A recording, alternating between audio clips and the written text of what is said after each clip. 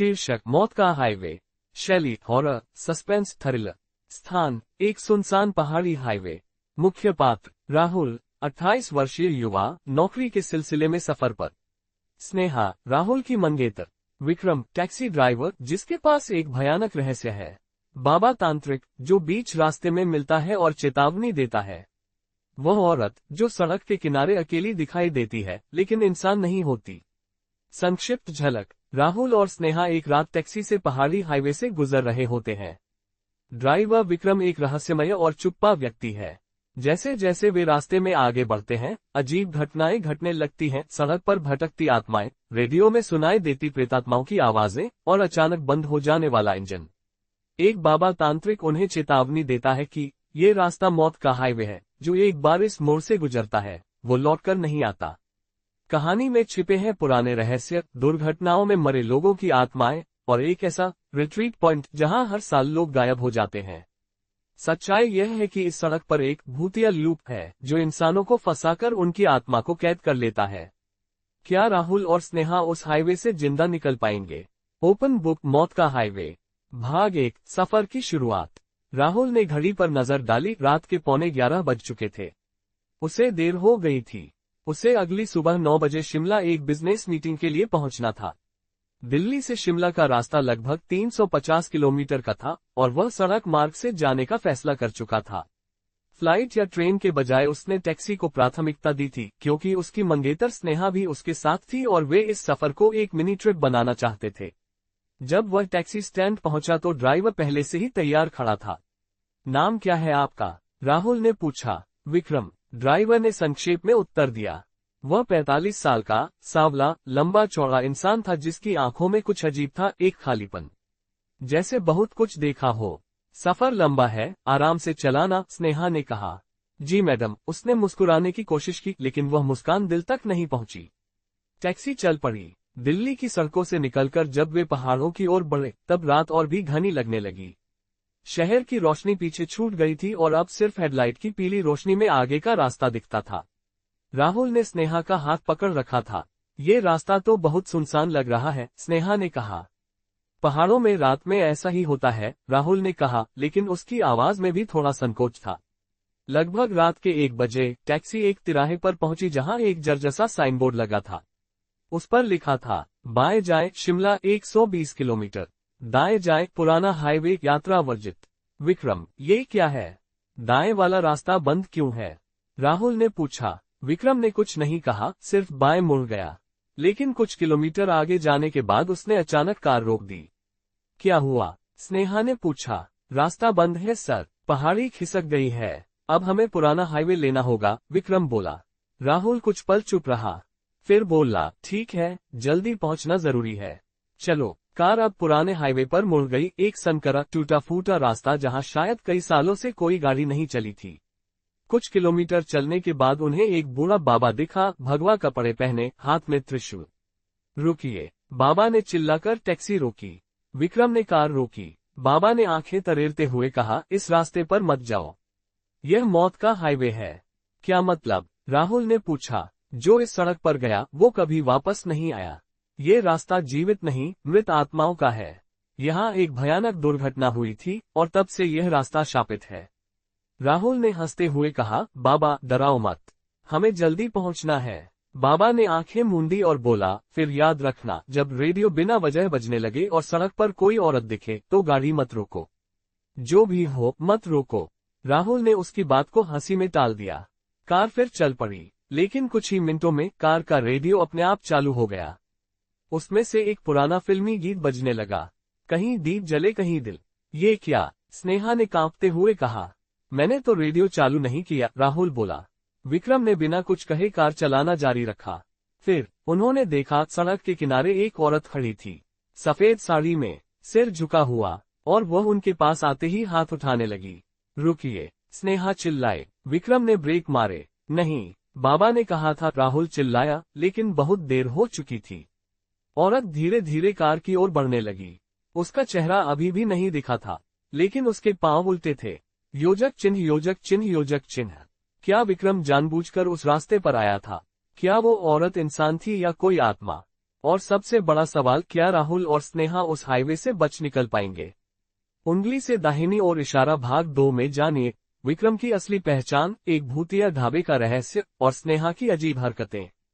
Open book मौत का highway भाग 2, भूतिया ढाबा और विक्रम का रहस्य। शब्द संख्या लगभग 3000। योजक चिन्ह योजक चिन्ह योजक चिन्ह। गाड़ी के सामने खड़ी वह औरत अब धीरे धीरे आगे बढ़ रही थी।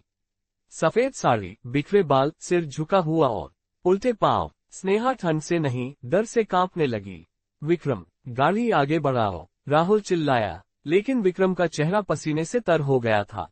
उसकी आंखें एकटक औरत पर जमी थीं, जैसे किसी ट्रांस में हो। राहुल ने खुद आगे झुककर ड्राइवर का कंधा हिलाया, विक्रम, होश में आओ। और तभी वह औरत हवा में ऊपर उठी। हाँ, उसने जमीन को छोड़ा और आधे मीटर ऊपर हवा में झूलती रही। उसके बाल हवा में उड़ने लगे और एक अजीब सिसकती आवाज उनके कानों में गूंजने लगी। तुमने मुझसे वादा किया था। राहुल ने स्नेहा को खींचा और चिल्लाया, विक्रम, अबे गाड़ी चला। विक्रम अचानक जागा और तेजी से कार आगे बढ़ा दी। पीछे देखने पर वह औरत अंधेरे में विलीन हो गई। कुछ मिनटों तक किसी ने कुछ नहीं कहा। सड़क अब और भी सुनसान हो चुकी थी। चारों ओर घना जंगल, कोई रोशनी नहीं, और टैक्सी की हेडलाइट ही एकमात्र सहारा थी। राहुल ने गहरी सांस ली। ये सब क्या था यार? स्नेहा कुछ बोल नहीं पाए। उसका चेहरा पीला पड़ चुका था। तभी आगे एक उजाला दिखाई दिया, एक छोटा सा ढाबा। चलो वहां रुकते हैं कुछ देर, राहुल बोला। स्मॉल डायमंड ढाबे का नाम था, अमर रात्रि भोजनालय। नीली बत्ती, टूटा फूटा बोर्ड और अंदर एक बूढ़ा आदमी तंदूर में रोटियां सेक रहा था। विक्रम ने गाड़ी रोकी। ढाबे के अंदर कोई और ग्राहक नहीं था। कुछ खाने को मिलेगा? राहुल ने पूछा। बूढ़ा आदमी मुस्कुराया, सब मिलेगा बेटा, बैठो। वे तीनों लकड़ी की बेंच पर बैठ गए। आपका ढाबा इतना सुनसान जगह पर क्यों है? राहुल ने पूछा। बूढ़ा हंसा, ये रास्ता पहले बहुत व्यस्त था बेटा, फिर एक भयानक एक्सीडेंट हुआ, दर्जनों लोग मारे गए, और तब से लोग इस हाईवे को छोड़कर नया रास्ता पकड़ने लगे। स्नेहा का ध्यान खिड़की की तरफ गया। बाहर कोई लड़की दिखाई दी। वो धीरे धीरे पास आ रही थी। राहुल, स्नेहा ने धीरे से कहा, फिर वही औरत। राहुल ने तुरंत देखा, वही सफेद साड़ी, लेकिन अब उसका चेहरा भी दिख रहा था। बुरी तरह जला हुआ चेहरा, आंखें काली गुफाओं जैसी, और होंठ जैसे किसी ने काट डाले हों। वह सीधा ढाबे के अंदर घुस आए, लेकिन बूढ़ा आदमी एकदम शांत था। मत डरो, ये सिर्फ भूख ही है, उसने कहा। क्या मतलब? राहुल उठ खड़ा हुआ। ये आत्मा है बेटा, हर रात आती है, कुछ खाने नहीं, इंसानों की आत्मा लेने। विक्रम सिर झुकाकर खड़ा रहा, जैसे उसे सब पता हो। तुमने कहा था तुमने कभी इस रास्ते से नहीं आए, राहुल चीखा। विक्रम बोला नहीं। वो औरत अब स्नेहा की तरफ देख रही थी। स्नेहा के चेहरे पर अजीब सा भाव आया, गुस्सा, दर्द और क्रूरता का मिश्रण। राहुल, स्नेहा की आवाज बदल गई थी। मैं वही हूँ जिसने विक्रम से वादा लिया था कि वो मेरे हथियारों को इस रास्ते पर लाएगा। राहुल पीछे हट गया। क्या? बूढ़ा आदमी सिर झुकाकर बोला, अब बहुत देर हो चुकी है। स्नेहा अब स्नेहा नहीं रही। उसकी आंखें लाल हो गईं, शरीर कांपने लगा, और वह जमीन से 1 फीट ऊपर उठ गई। विक्रम, ये क्या है? राहुल चिल्लाया। विक्रम की आंखों से आंसू बह निकले। मुझे माफ कर दो, मुझे मजबूर किया गया था। मैंने अपनी बेटी को खोया था, और किसी ने कहा था कि अगर मैं उस आत्मा की मदद करूं तो मेरी बेटी की आत्मा मुक्त हो जाएगी। तो तुमने हमें फंसाया, राहुल ने गुस्से से कहा। वो आत्मा अब तुम्हारे शरीर का इस्तेमाल करेगी। स्नेहा को उसने पूरी तरह अपने कब्जे में ले लिया है। स्नेहा, या कहें आत्मा, अब राहुल की ओर बढ़ रही थी। उसकी आवाज अब दोहरी हो चुकी थी, जैसे 2 लोग एक साथ बोल रहे हों। तू मुझसे बच नहीं सकता। मैं वही हूँ जिसे इस हाईवे पर जिंदा जला दिया गया था। अब तुझे वही जलन महसूस करानी है। राहुल पीछे हटते हुए ढाबे के अंदर के मंदिर में जा पहुंचा। वहां एक छोटा सा शिवलिंग रखा था। उसने घबराकर जलती हुई अगरबत्ती उठा ली और आत्मा की ओर फेंकी। एक चीख, इतनी जोरदार जैसे किसी पहाड़ ने टूटकर चिल्ला दिया हो। आत्मा एक पल के लिए कांपी, और तभी बूढ़े बाबा की आवाज गूंजी, वही जो पहले तिराहे पर मिला था। ओम क्लीम चामुंडाय विच्चे। बाबा अब ढाबे में आ चुके थे। उनके हाथ में राख, तंत्र मंत्र की माला और एक त्रिशूल था। तू मुक्त नहीं होगी जब तक अपना पाप कबूल नहीं करेगी, बाबा चीखे। आत्मा चिल्लाए, मैं निर्दोष थी, उन्होंने मुझे जलाया, बिना सुने, बिना पूछे। बाबा बोले, तू निर्दोष थी, लेकिन अब तू खुद दोषी बन चुकी है। तू निर्दोष आत्माओं को मारकर भी नहीं मिलेगी मुक्ति। आत्मा ने विक्रम की ओर देखा, मैंने तुझसे वादा लिया था, अब तू बचेगा नहीं। और वो हवा में घूमा, विक्रम की ओर बढ़ी, लेकिन बाबा ने त्रिशूल उठाकर उसके सामने फेंका। त्रिशूल से एक चक्र निकला, आग का घेरा, जिसने आत्मा को घेर लिया। स्नेहा जमीन पर गिर पड़ी। एक गहरी सांस, फिर शांति। अब सब ठीक है? राहुल ने कांपते हुए पूछा। बाबा ने सिर हिलाया, अभी नहीं, ये तो बस शुरुआत थी। ये आत्मा अकेली नहीं है, ये रास्ता, इस हाईवे की आत्माएं सब अब जाग रही हैं, और तुम अब इनका हिस्सा बन चुके हो। योजक चिन्ह, योजक चिन्ह, योजक चिन्ह। उंगली से दाहिनी ओर इशारा। भाग 3 में जानिए पुरानी दुर्घटना की सच्चाई, मौत का मोड़ का रहस्य, और कैसे राहुल फंसता चला जाता है आत्माओं की बस्ती में। ओपन बुक, मौत का हाईवे। भाग 3, मौत का मोड़ और आत्माओं की बस्ती। शब्द संख्या लगभग 3000। योजक चिन्ह, योजक चिन्ह, योजक चिन्ह। ढाबे के भीतर सब शांत हो चुका था। स्नेहा बेहोश पड़ी थी, विक्रम जमीन पर गिरा हुआ था और बाबा त्रिशूल पकड़े एकाग्र मुद्रा में खड़े थे। राहुल ने कांपती आवाज में पूछा, बाबा, क्या ये सब सच है? कोई सपना तो नहीं? बाबा ने उसकी ओर देखा। बेटा, ये सपना नहीं, यह उस कर्मों का परिणाम है जो वर्षों से इस रास्ते पर घटते रहे हैं। तुमने तो अभी सिर्फ झलक देखी है, अब चलो, तुम्हें मौत का मोड़ दिखाना होगा। मौत का मोड़? राहुल ने पूछा। बाबा ने सिर हिलाया। जहां सब शुरू हुआ था, योजक चिन्ह, योजक चिन्ह, योजक चिन्ह का सफर, उस मोड़ तक। स्नेहा अब होश में आ चुकी थी, लेकिन बेहद कमजोर थी। उसे अभी तक कुछ याद नहीं था, मानो किसी नशे से जागी हो। बाबा ने उन्हें अपनी जीप में बैठाया और एक अलग पगडंडी की ओर बढ़े। करीब आधा घंटा चलने के बाद वे एक खस्ताहाल मोड़ पर पहुंचे। चारों ओर टूटी हुई रेलिंग, जले हुए पेड़ों के निशान और बीच में एक पुराना पत्थर का चिन्ह, जिस पर लिखा था, यहाँ 1987 को एक बस हादसे में 43 लोग मारे गए। उनकी आत्माएं अब भी इस स्थान से बंधी हैं। राहुल ने कांपते हुए पूछा, क्या ये वही बस है जिसमें वो औरत थी? बाबा ने धीरे से सिर हिलाया। उसका नाम था नलिनी। वो एक नवविवाहिता थी जो अपने पति के साथ इस रास्ते से गुजर रही थी। अचानक बस में शॉर्ट सर्किट हुआ, आग लगी, लोग चीखते रहे, लेकिन बस नीचे खाई में जा गिरी। बाबा ने आगे बताया, जब गांव वालों ने लाशें निकाली तो पाया कि कुछ लोग जिंदा थे, लेकिन घायलों को छोड़ दिया गया। कुछ लोगों ने मरे हुए के गहने लूट लिए, और फिर एक अफवाह फैली कि जो जिंदा था उसे जला दिया गया ताकि कोई गवाही न दे। राहुल ने गुस्से में कहा, तो अब वो आत्माएं बदला ले रही हैं? बाबा बोले, हाँ, और विक्रम, उसका नाता है उन लुटेरों में से एक से। उसका बाप उनमें शामिल था। नलिनी की आत्मा ने विक्रम को चुना ताकि वो हर साल एक इंसान को बलि में चढ़ा सके। बदले में उसकी बेटी की आत्मा को शांति मिलती। राहुल ने कहा, तो अब क्या होगा? हम फंस चुके हैं इस कहानी में। बाबा ने आसमान की ओर देखा। अब तुम्हें ही उन आत्माओं की मुक्ति का रास्ता बनना होगा। योजक चिन्ह, योजक चिन्ह, योजक चिन्ह। अमावस्या, आत्माओं की बस्ती। बाबा उन्हें एक रहस्यमय जगह ले गए जिसे स्थानीय लोग आत्मा ग्राम कहते थे। यह एक बस्ती थी जहां कोई नहीं रहता, लेकिन रात में वहां रोशनी होती, आवाजें गूंजती और अजीब परछाइयां दिखती। जैसे ही वे वहां पहुंचे, सब बदल गया। हवा ठंडी पड़ गई, झाड़ियों से सिसकियां सुनाई देने लगीं, और अचानक सैकड़ों परछाइयां उनके चारों ओर आ गईं। वे आवाजें निकाल रही थी, हमें मुक्ति दो, हमें जला दिया गया, हमें क्यों नहीं बचाया किसी ने? राहुल डर से कांप गया। बाबा ने एक लाल रंग का दीपक निकाला और हवा में घुमाकर कहा, जो आत्माएं सुन पा रही हैं, राहुल तुम्हारा माध्यम बनेगा, लेकिन बदले में उसे एक परीक्षा से गुजरना होगा। एक भयानक भूकंप जैसा झटका लगा, जमीन फटने लगी, और अचानक राहुल खुद को एक दूसरे युग में खड़ा पाया। योजक चिन्ह, योजक चिन्ह, योजक चिन्ह। 1987, मौत की रात। राहुल अब एक यात्री की तरह उस पुरानी बस में बैठा था। उसके बगल में वही नलिनी बैठी थी, जिंदा, खुश, सुंदर और मुस्कुराती हुई। आप कहाँ जा रहे हैं? नलिनी ने पूछा।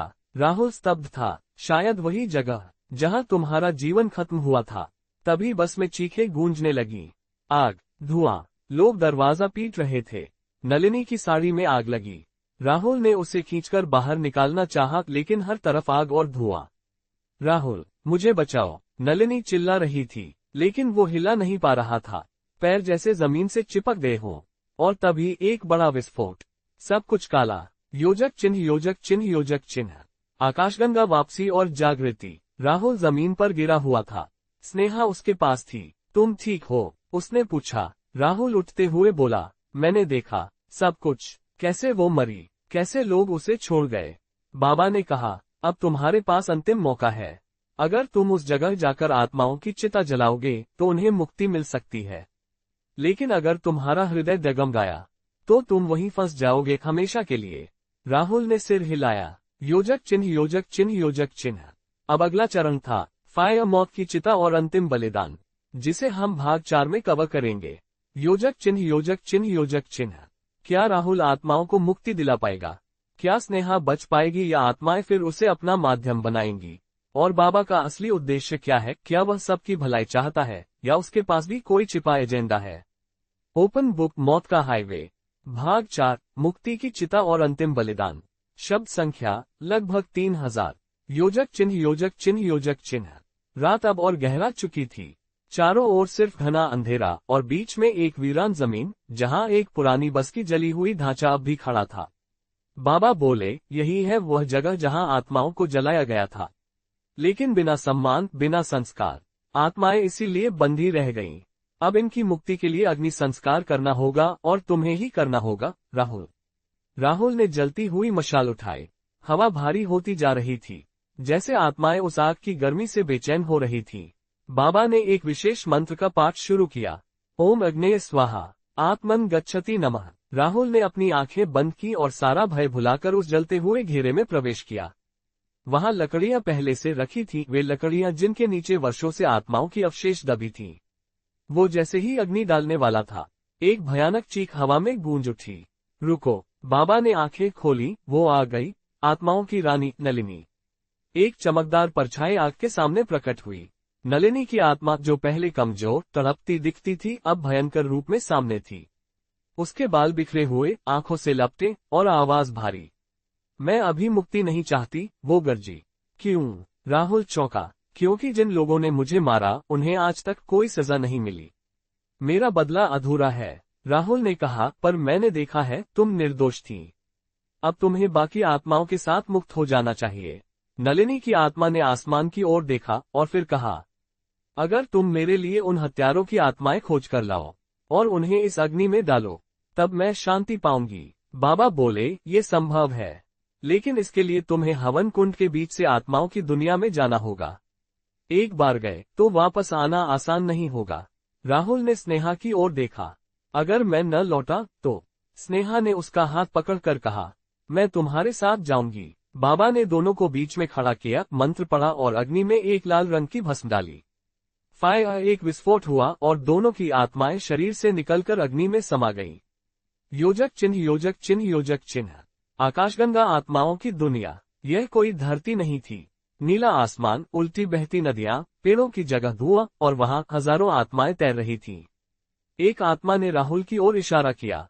वो रहा एक हत्यारा, नाम था बिशनलाल, जिसने मरे हुए के कंगन चुराए थे। राहुल ने उसकी ओर देखा, एक भटकती आत्मा जो लगातार अपने गले को पकड़ रही थी, जैसे फांसी की पीड़ा से गुजर रही हो।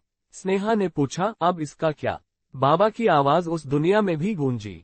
बस उसे पकड़ो और मंत्र बोलो, ओम नमः दग्धाय स्वाहा, फिर वह अग्नि की ओर खींच जाएगा। राहुल ने मंत्र बोला, ओम नमः दग्धाय स्वाहा। वो आत्मा चीखी, कांपी और एक जलते भंवर में समा गई। एक आत्मा मुक्त हुई, फिर दूसरी बलराम, जिसने महिलाओं को बाहर निकलने से रोका था। तीसरी विमला, जो खुद महिला थी लेकिन अन्य को जलने दिया।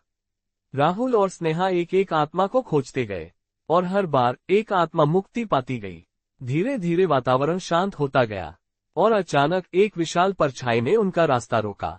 मैं, विक्रम के पिता, इस पूरी हत्या का सूत्रधार। उसका आकार एक वृक्ष जितना बड़ा था।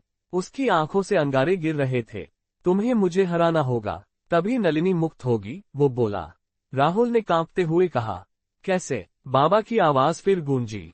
बस अपने भीतर की रोशनी पर विश्वास करो। आत्मा कभी अंधेरे से हार नहीं सकती। राहुल ने अपनी आंखें बंद की और सब याद किया, नलिनी की चीखें, आत्माओं की पीड़ा, विक्रम की बेटी और अपना दर्द। उसने चिल्लाकर कहा, ओम प्रकाशाय आत्ममुक्ते स्वाहा। एक तेज प्रकाश राहुल के शरीर से निकला और उस दैत्याकार आत्मा से टकराया।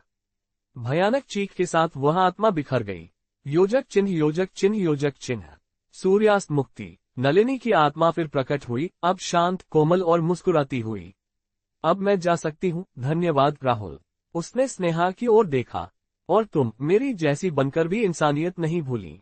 तुम्हारा जीवन अब उज्जवल होगा। धीरे धीरे सभी आत्माएं प्रकाश में विलीन हो गईं। योजक चिन्ह, योजक चिन्ह, योजक चिन्ह। अंतिम मोड़। राहुल और स्नेहा की आत्माएं वापस लौट आईं। उन्होंने देखा उनका शरीर वहीं पड़ा था, लेकिन अब ठीक हो रहा था। बाबा मुस्कुराए, तुमने वो कर दिखाया जो कोई नहीं कर पाया। अब ये हाईवे शाप मुक्त है। लेकिन याद रखना, अगर इंसानों का लालच फिर हावी हुआ तो ये कहानी फिर दोहराई जाएगी। राहुल ने हाथ जोड़कर कहा, मैं वादा करता हूँ, न केवल ये कहानी बताऊंगा बल्कि लोगों को ये सिखाऊंगा कि किसी की पीड़ा को छोटा न समझे। आत्माएं सब देखती हैं। योजक चिन्ह, योजक चिन्ह, योजक चिन्ह। ओपन बुक, मौत का हाईवे। चमकता सितारा भाग 5, समापन, प्रकाश की ओर यात्रा। शब्द संख्या लगभग 2000। कहानी का अंतिम भाग। योजक चिन्ह, योजक चिन्ह, योजक चिन्ह। सूर्योदय, सुबह की पहली किरण।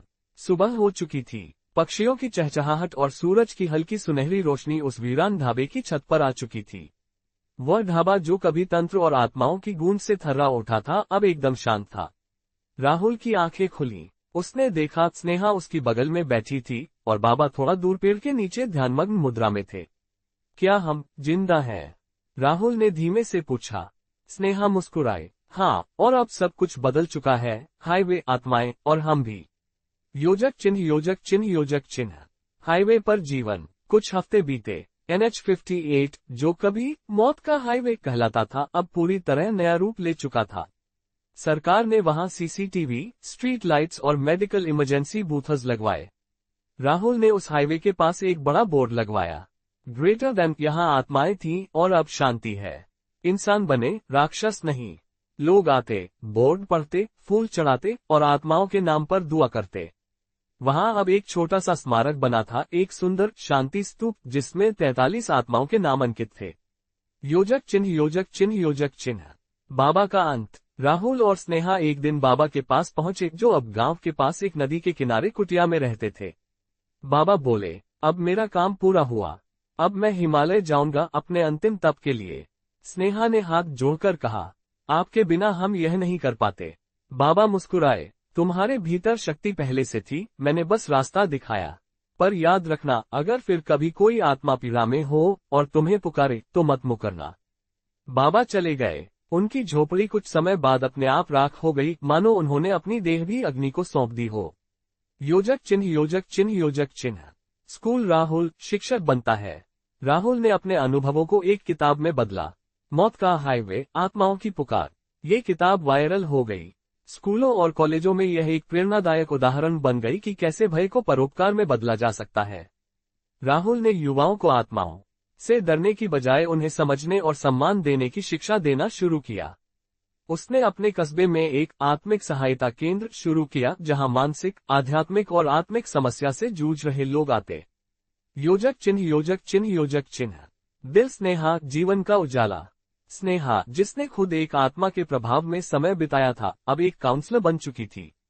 वह उन लोगों की मदद करती जो डिप्रेशन, ट्रॉमा या असहायता से जूझ रहे थे। उसने कहा, मैं जानती हूँ, आत्मा तभी डरावनी बनती है जब उसे सुना नहीं जाता। अब मैं सुनूंगी हर दर्द को। राहुल और स्नेहा ने मिलकर शादी कर ली, लेकिन एक सादगी भरी, आत्माओं के नाम समर्पित शादी। योजक चिन्ह, योजक चिन्ह, योजक चिन्ह।